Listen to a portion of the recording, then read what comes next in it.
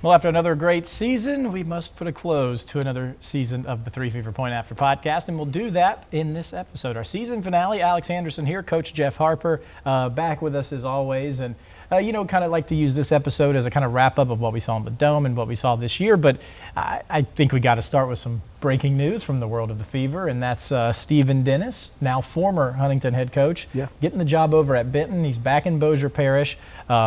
We saw what he was able to do with that Huntington roster throughout the years, 8 years there. And I would assume if you're a Benton fan, this is pretty good news. Yeah, I think they have a lot to be excited about. I mean, he's a Bossier guy, graduated from Parkway High School, lives in South Bossier. And so the opportunity for him to be in Bossier Parish and then also be able to get his kids in the same school, or at least be close, whatever they decide to do, is great. Plus, he really wants to get somewhere like he's been at Huntington and, stay there for a while and build it. And so this is going to be a tough task for him because he's going to be coming in and, it's going to be a little bit different with the type of team he's going to be, picking up. But, he's going to be able to change the culture quick according to how he wants the team to play and what things they want to do.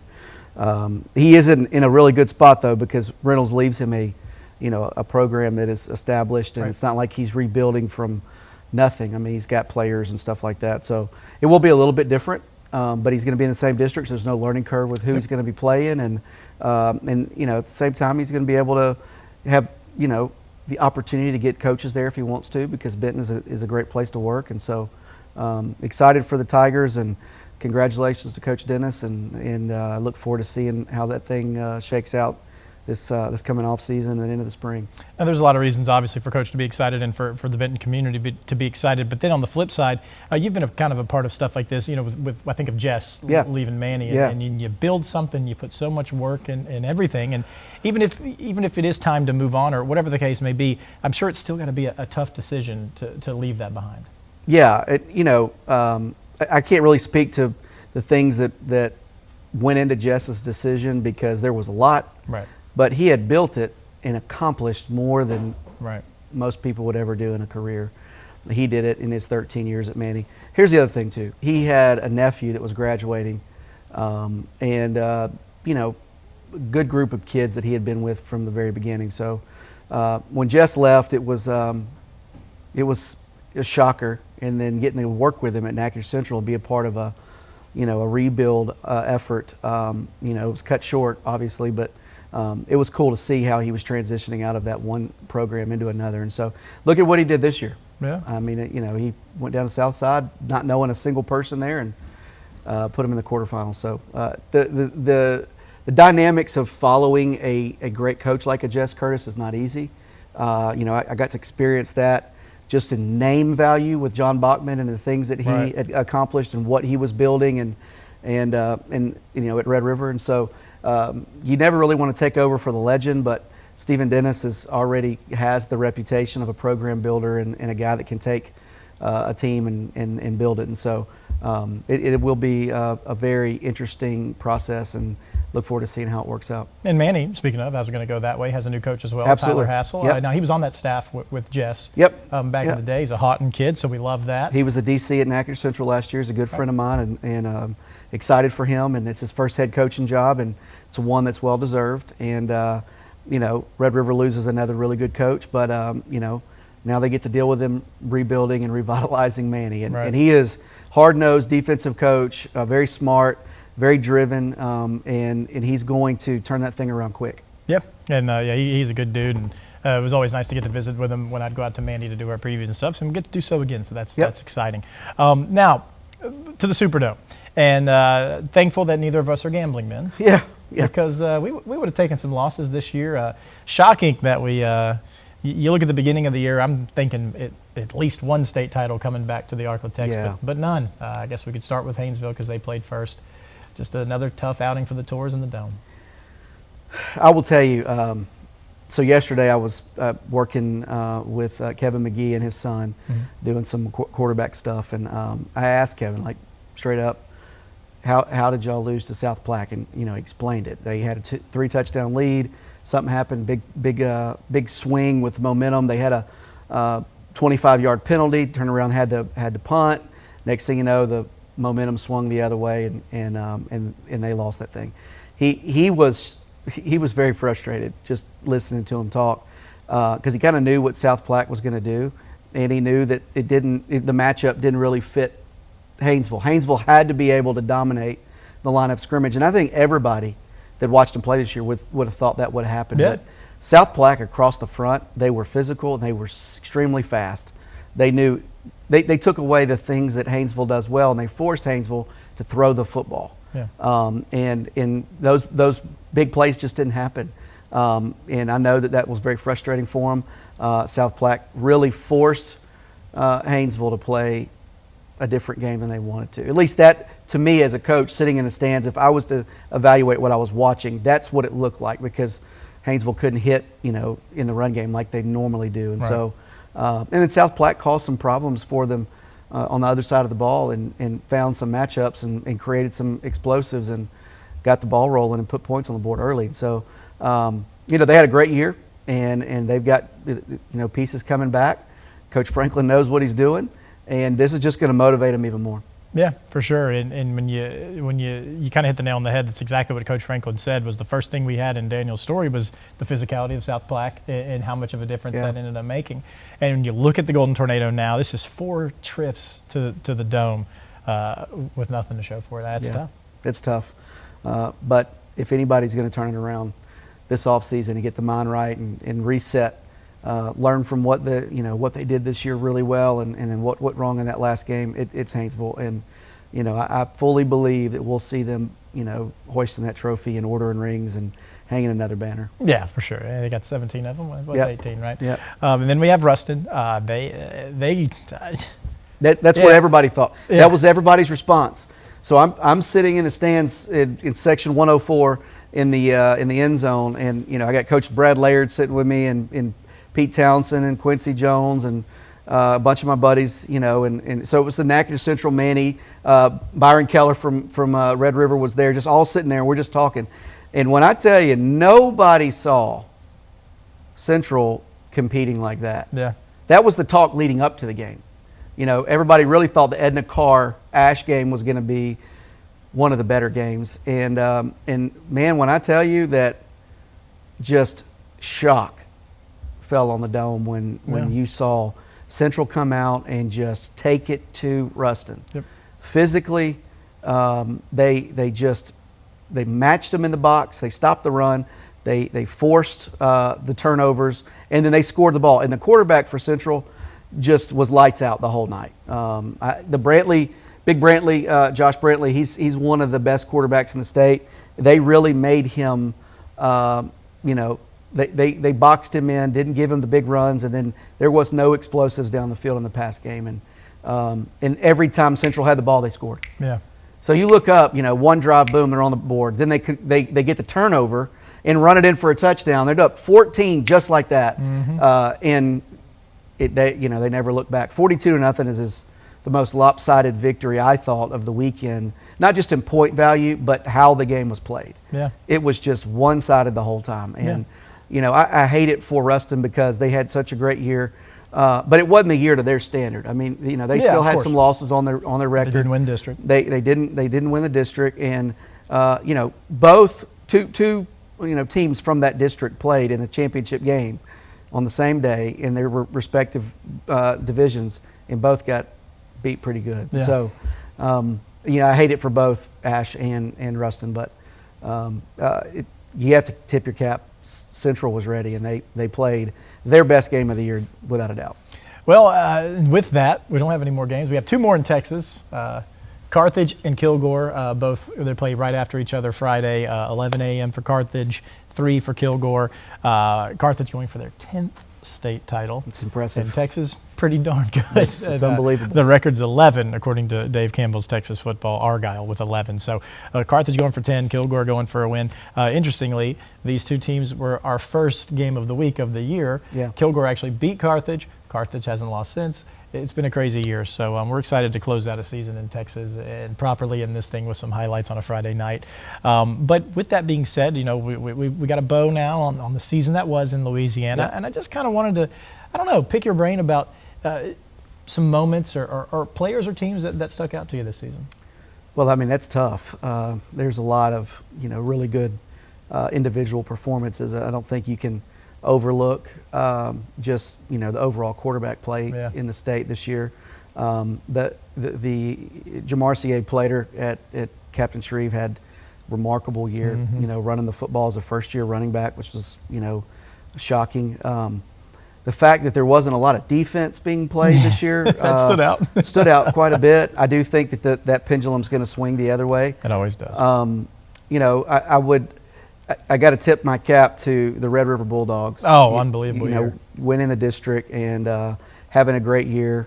You're really excited for those kids because those kids that are juniors this year were freshmen, my last year there. And so we were so close in 21 and almost, hanging with Manny and had a chance there. And that would have been that was the big opponent. That's the only game that people cared about. And they finally got it done. And I do think that this year is the year that they could do it. Next year they're going to have some pieces back. They're going to be pretty good. But Manny's going to be under new leadership and really establishing the old Manny culture. And they're not going to go 0-10. There's no way. No, they're not. And once they get out from underneath that schedule they have is pretty brutal. I really think things will pick up for them as far as the wins. But Haskell's going to get that thing rolling. I will say I was not ready for some of the South Louisiana teams to just be so dominant this year. We saw a shift where North Louisiana was really a little more dominant than they normally get credit for in the Dome last year. This year, not so much. There was incredible coaching performances. I mean, you have to look at what Justin Scoggin and his staff did at Airline. Right. Of course, Byron Keller and his staff at Red River. Coach John Ware and his staff at Lakeside. Yeah, I mean, what was 5-0 to start things off? That was awesome. Great year. Yeah. Of course, Coach Franklin in Haynesville, always in the conversation. And Gavin Farrington. Yeah, my boy Gavin Farrington coming out of the student section. There's just a lot that happened this year that was just fun to watch. Really some great kickers out there, and Asher Murray and those guys. Logansport, picking up one, and they haven't had one in forever. And so Espinoza, what a kid. There's just, high school football's fun, and to see 14 to 18-year-old kids make a name for themselves and memories of a lifetime between the white lines on a Friday night is always fun to watch. And I look forward to seeing what these seniors do into the next level, and at the same time watch these younger guys get their opportunity to do it too. Yeah, I think a lot of things you said stood out to me from the TV aspect. That it felt like as we went through this year, it was like almost every week was like an episode of Friday Night Lights or something. It was just insane things happening. When you talk about Gavin, that's like one of the best stories in the country for any sport, for that to have happened. Pop Houston, what he was able to do this year, and Evangel, and as they kind of climbed the ranks, and you had Calvary, they had those losses early and building that back up. It just seemed like every single week something was going on, and it was special. I can't think of a more fun year. You don't like the way it ends without any hardware, but I know it's, I don't know, cliche, but it is about so much more than that. And those memories that these athletes made, these coaches, parents, players, and the memories that we make, on a show in a Friday night, it is truly special. And I think this is the year I have missed it the most immediately when it's over, because it's a busy time, and there's a little bit of that you're starting in July. You're starting to lay footage of your high school teams, and when you do your 23 and 23 or whatever the preview is, you've got all of that you got to do, and then all the early season the prognostication that you start looking at who's going to do this. We're never right. We're never right on that. No. I will say the thing that I'm going to miss the most is this group of quarterbacks that I've had the opportunity. I've had big groups go, like when my son Elijah graduated, that you're talking about Mason Welch and Greg Walters, and those guys all go on to play, college ball. And then, but you look at this season, and these guys were the younger ones when those guys were training. You go all the way back to when I was with Loyola in 2016, and you had Jacob Allen, and you had Jaden Procell at North Dakota, and you had all these guys. It's really cool. And this year, you got to see the best quarterback play Ever. that we've ever seen in this area. And we've, this is a talent-rich area when it comes to quarterbacks and their development, from all the way from the 90s with, Evangel boys. And then you go back even further, and you've got some, Joe Ferguson, Terry Bradshaw. You had some of the Stan Humphreys back at Southwood back in the day, Yep. It's just incredible. But I'll say, the way that Ben Taylor accomplished what he accomplished and made it to the quarterfinals and was so close to a semifinal berth, and Abram Wardell coming back, and that last drive that he had the ball in his hands, his last throw's a touchdown, in an effort that if they just would have recovered the onside kick, they're probably ordering rings this week. That's heartbreaking. But you look at his career, like he finishes as a national leader in career completion percentage as a 3-year starter, and he played and won a state championship. Yep. And used 33, 34, 3,500 yards every year, and he had 268 pass attempts this year, still had over 3,300 yards, and 40-something touchdowns. It's just remarkable, Luke Delafield, we'll get to see Luke, again next year, and Owen Smith and Pop Houston all coming back. We're very thankful for them. We get three, we get another year with those guys. Yep. And then if Caleb Williams comes back and decides to pick up the ball again and play football, and then, you're going to have Malik Smith down at Red River that's going to be back. So there's a lot of really good talent that'll be in the area. Malachi Ziegler. Malachi Ziegler, wherever he winds up. I mean, rumor says that he may be moving. I don't know, but at the end of the day, the quarterback play, has just been remarkable, and that's the one thing that I think next year, hold on to those guys like the Delafields and Owen Smith and those guys, because it's their last run, and I expect both of those guys to put up some crazy numbers too. So incredible careers for those guys. Look forward to seeing how things go for them, and especially Abram in the recruiting cycle, and ultimately hoping that all those guys land somewhere. And I've said this many times, but I do want to say it again on air. I just want to say a big thanks to you for volunteering your time to come out and do this once a week, be on the show with us a couple weeks back. It is great, and I think it is so important to have that perspective from somebody who's in it and gets it. Yeah. Because I've never played a snap of football in my life. I mean, I got a little bit of knowledge, but you know what I mean. Yeah. I think it's good for our viewers to get that other perspective, and I think it's so valuable to have you here. And so thank you. I appreciate it. And with that being said, let's close it. Give you one bold prediction for next season, and I'll give one too. One bold prediction. Okay, man. Let's see. One big prediction. What would be the one that would be bold? Man, you just put me on the spot. Yeah, that's what we do. I'm kind of at a loss for words. I really don't know. Would you like me to give you mine first? Yeah, give me yours first. Let me see where you go with it. The Southwood Cowboys will win a game next season. I hope they do. Done. It's happening. I hope they lock in their coach, and they throw the resources behind him that he needs, and let him build his staff, because Southwood was so close this year. And all those games I watched them play, I told you, the last 2 years under Mike Green, those guys never quit, and those kids are going to be there. So hopefully they get the right person in place.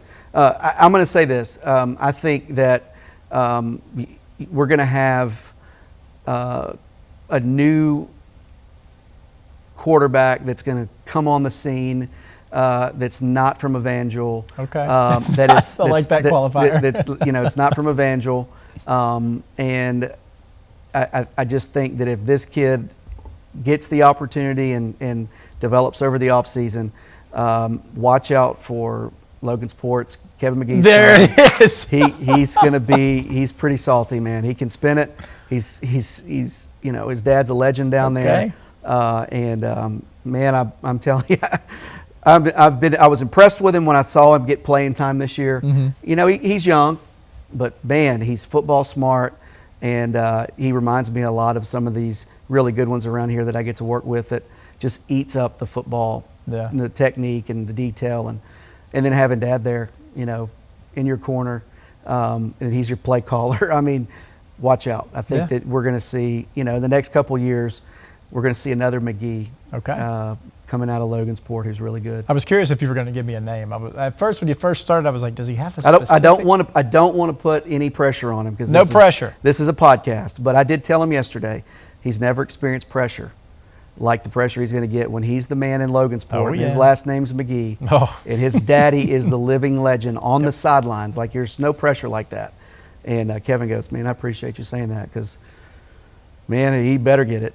He better figure it out. Sounds like another episode of Friday Night Lights Yeah. to me. We're just Yeah. writing a new chapter. We haven't even started yet. But that's going to do it for us. I looked at the clock. Yeah, we did some time. Coach, you're the best, man. I appreciate it. Thank and, you. We're going to do this whole thing again next year. I hope so, yeah. Bold prediction. Coach Yeah. Harper back. And we'll be back, of course. We'll see you in AT&T Stadium. We're over here this Friday for Carthage and Kilgore. Until next time, this has been the 3 Fever Point After Podcast.